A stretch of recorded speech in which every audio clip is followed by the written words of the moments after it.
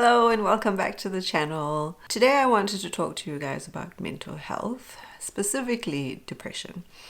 And the reason that I wanted to talk to you about this is because many mental health conditions have a stigma around it, particularly within the Muslim community. And I think the only way to get rid of these stigmas is to talk about it. So let's talk about it. So what is depression? Essentially, depression is just low mood that you have for an extended period of time. Now, we all have ups and downs. We all feel low at certain points in our life. That doesn't mean that you have depression. Depression is when that low mood that you feel just does not go away. And despite your greatest efforts, you cannot seem to uplift yourself. That is when you need to start thinking that, hey, perhaps you are suffering from depression. Despite what you may hear, depression can actually happen to anyone. Any single human being can experience this mental health issue, and it has absolutely nothing to do with your level of iman or faith. Many of us are under the impression that we can only fall into depression if we do not have faith or if we are not practicing our religion. And I think that that is a completely false idea that we really need to get rid of, because it's simply not true. There are many people who consider themselves very religious who have experienced mental health issues, and we know for a fact that there were people like the prophets who experienced times in their lives where they went through difficulties and they experienced this low mood for a long time. So the idea that you can only experience depression if you do not have iman really has no proof behind that. So let's stop thinking that. Depression is something that I've struggled with for a very long time, and like most people, I actually did not know that I had depression. It's not something I'd ever even heard about before. I did not really grow up in a community where we had a lot of information thrown at us about mental health awareness. So when I was going through depression, I simply did not know that that is what I was going through. I just thought I was having a hard time in life and that things would sort of pick up and then I would be okay. But that really wasn't the case. And with depression, it doesn't just happen all of a sudden. It's a gradual process.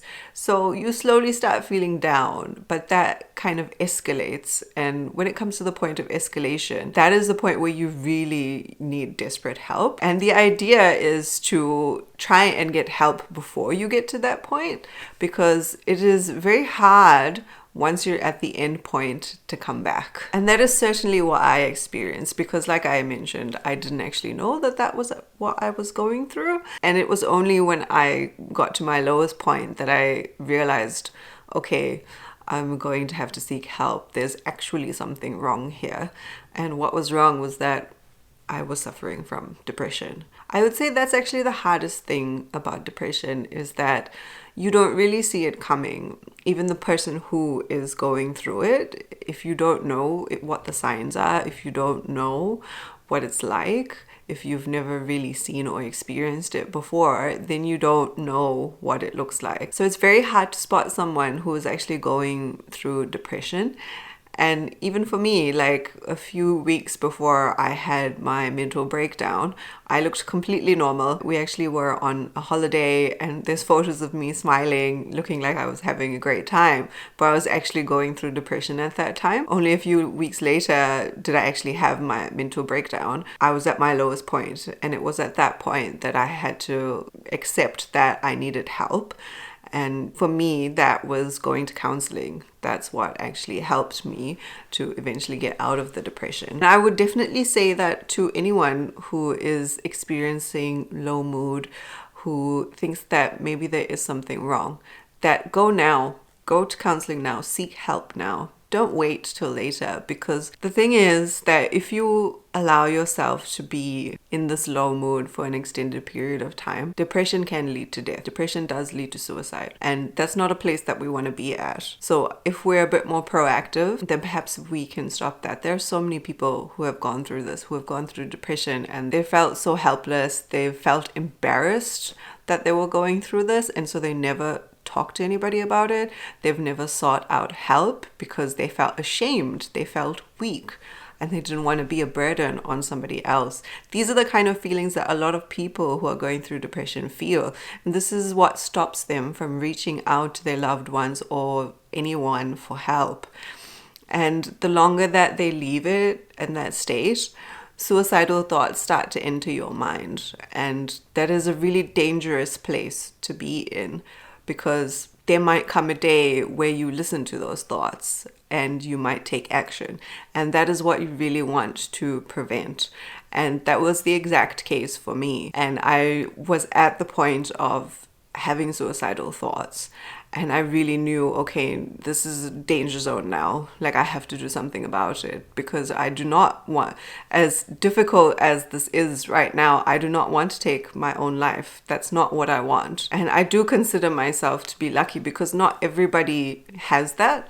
Not everybody has ease of access to counseling. Not everybody has the opportunity to talk to someone about it. Not everybody feels like they're in a safe space or in a safe environment. They don't feel like they can approach the people around them to ask for help. So I definitely do feel blessed to have people in my life who I can approach, blessed to have the opportunity to go and see a counselor. Alhamdulillah.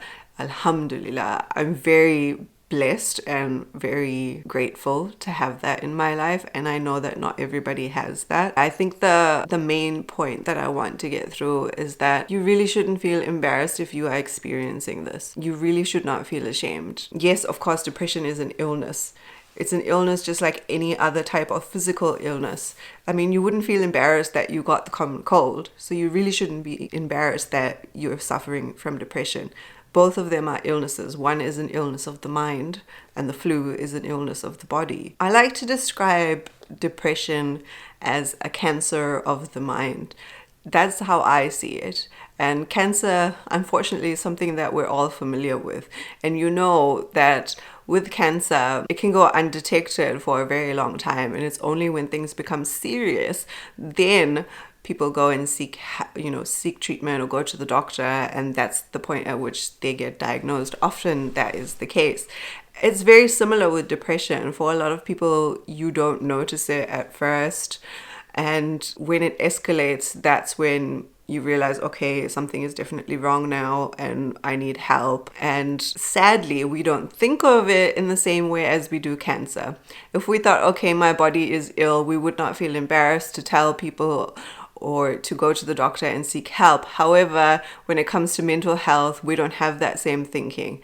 And we should have that same thinking, because depression is an illness, just like cancer is an illness. If you are going through it, you need to seek help. There is no need for you to feel embarrassed or ashamed. It does not mean that you are weak. Would you call someone who got cancer weak because they got cancer? That is not something that is in their control. And it is the exact same with depression. It is actually not in your control whether or not you have mental illness. So there is no reason for you to feel ashamed that you are experiencing these emotions, that you are experiencing this difficulty. It is very hard to accept, and it was certainly the case for me, because I too had very little knowledge about mental health. And when I was experiencing a mental health decline, I certainly felt that. I felt as though I was weak, and because I was weak, I was experiencing this. But that was a completely false thought. That is completely false, and I do not ever want you to feel that way about yourself. In the same tone that you would not feel weak that you got cancer. God forbid. I don't want anybody to get cancer, but it's the same thing. I don't want you to get the cancer of the mind. I don't want you to have the depression. Nobody wants to have that, but it is something that can happen to any one of us.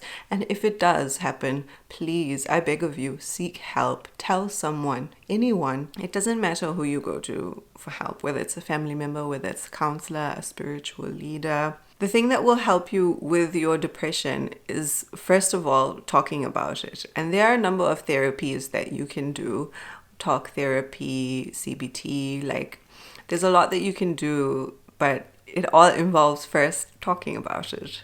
And I think for many people that is actually the hardest part, because we don't really want to accept that we have this mental cancer, because we're still thinking that it's a weakness. And I reiterate, it is not a weakness. it is an illness. And it is not your fault that you have this illness, but it is your responsibility to treat this illness. Like I mentioned before, there are various treatment options, and some people do choose to go down the medication route. That is not something that worked for me personally. The medication actually made me quite ill.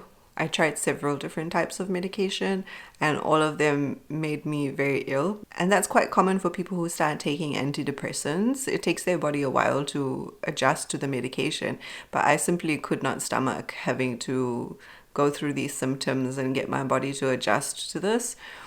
And so I decided that medication was not the best option for me. And it took me a long time through counseling to get through the depression. But alhamdulillah, I'm on the other side now. And another thing about depression, much like cancer, once you've removed the cancer from the body, there's always a chance that cancer may reoccur. And it's the same for depression. There's no real cure for depression. It's something that you have to be aware of within yourself. And when you go to counseling, that's certainly something you become more aware of. You become more aware of your triggers.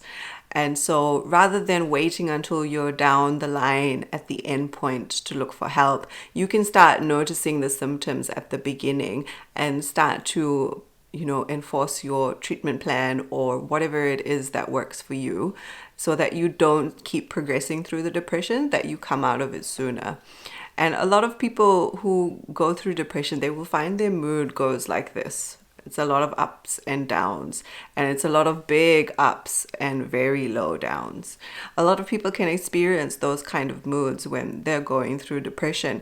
And the idea is that we want to sort of stabilize that, so that curve is not as high and low. It's a bit more like this. Because the reality is that you will have ups and downs in life, and this is completely normal. We just don't want it to be very high or very low. We want to have things a bit more stable.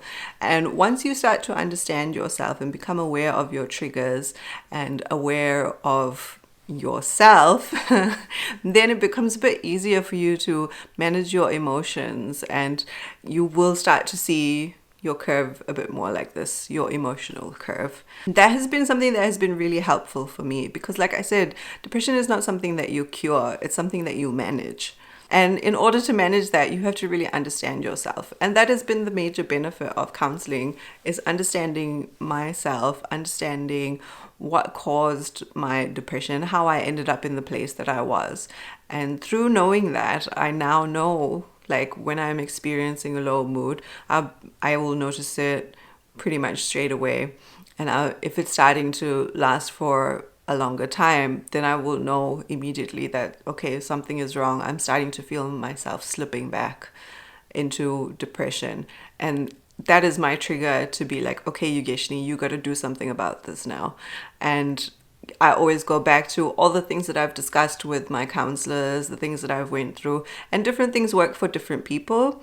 And that's something that you learn with time. For me, there's a lot of things that I do to maintain my mental health. 5 in particular, I will tell you right now. 1 is exercise. Exercise makes a huge difference to my mental health. I exercise regularly. I notice pretty much straight away. Before I go into a workout, I may not be feeling the best, but once I come out, I'm always feeling better. No matter how difficult the workout was, once I am finished with my workout, I'm feeling better. And there's a reason for that, because when you exercise, there are certain chemicals that are released in your brain. So it's completely natural for you to always feel better after a workout, mentally better, maybe not physically better if you've had a really tough workout, but yes, mentally better after you've exercised. So yeah, exercise is a big thing for me.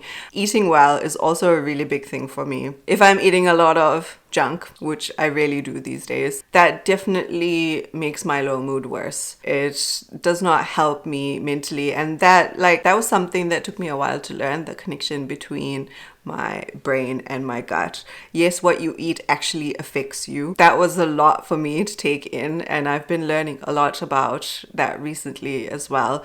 So yeah, eating well definitely helps with my mental health. I would say having me time. You know, a lot of people call this self-care, but self-care can mean different things for different people. Like for some people, it might be going out and getting their hair done. For other people, it might be like sitting in and reading a book or having a bubble bath or whatever it is. But essentially, it's to have alone time where I do not focus on anything else other than the time that I'm spending with myself. Whatever task that I'm doing, if I am just reading a book, if I am just watching something, if I'm doing some sort of arts and crafts, whatever I am doing for that period of time, that is my only focus. I'm not focusing on any of the million tasks that I have to do or any of the problems or whatever else is going on in my life. My only focus is on what I am doing at that time. That really helps me. That helps me a lot, especially with my anxiety, to have only the one thing to focus on at a time. And it also kind of gives me perspective, because usually before I get into this me time, my mind is going like crazy and there's so many thoughts going on, and I just feel like I need to calm down. And that certainly helps me to do that. And of course, prayer and connecting with God, that certainly helps me. That helps me a lot, especially when I was going through the depression. And this is why I really want to emphasize that a lack of iman does not cause depression. That is absolutely false, because when I was going through the lowest of low, for my own case, when I was at my lowest point, I was making dua constantly. I think that I felt more connected to Allah at that point. That's crazy, right? I felt more connected to Allah at that point, that I was going through the worst depression, than when I was healthy. So the idea that I was going through this because I didn't have faith makes absolutely no sense. Just the 5 daily prayers make such a huge difference in my life for both my anxiety and my depression.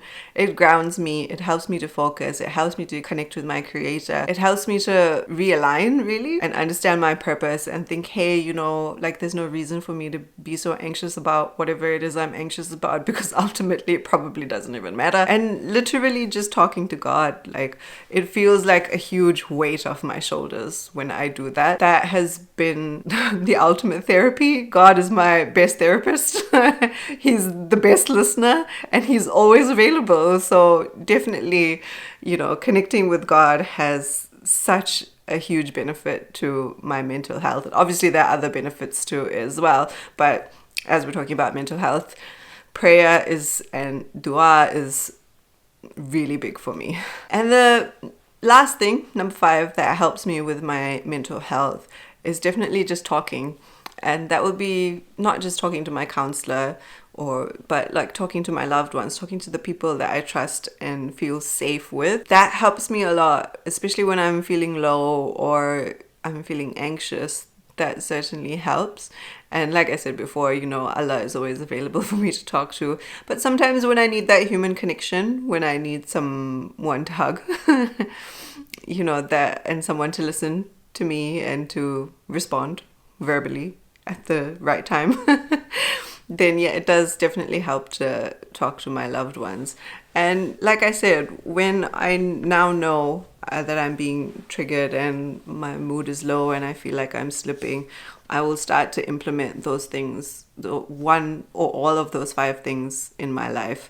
And things like diet and stuff is something that I've been managing for a long time now.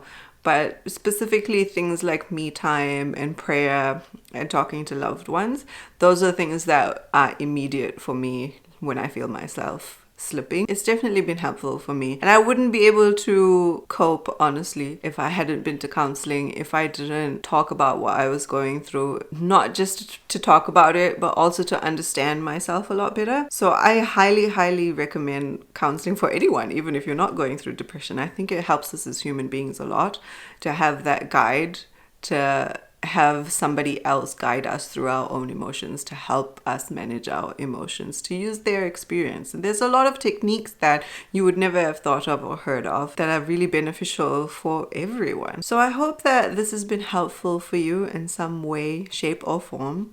If you have any questions about depression or mental health, then please drop them in the comments. I will absolutely answer you. I do not know everything, obviously, but if I do know the answer to your question, then I'll let you know. Anyway, like I said, I hope this was helpful, and I'll see you in the next one.